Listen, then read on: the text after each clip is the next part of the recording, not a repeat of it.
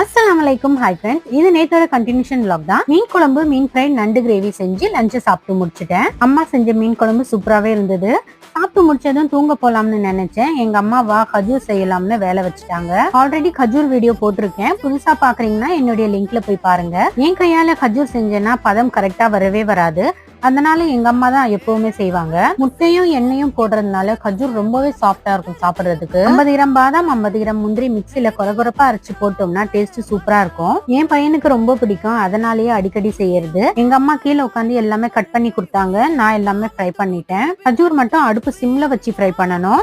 சீக்கிரமா கலர் மாறிடும். உள்ள மட்டும் வேகவே வேகாது. அதனால ஸ்லோல வச்சுதான் ஃப்ரை பண்ணிட்டு கோல்டன் ப்ரௌன் வந்த பிறகு எடுத்து ஈவினிங் ஸ்நாக்ஸ் கூட 4 கஜூர் வச்சு சாப்பிட்டீங்கன்னா வேற எந்த ஸ்நாக்ஸும் தேவையில்லை. அவ்வளவு டேஸ்டா இருக்கும். டொமினோஸ்ல பீஸா ஆஃபர்ல இருந்துச்சு.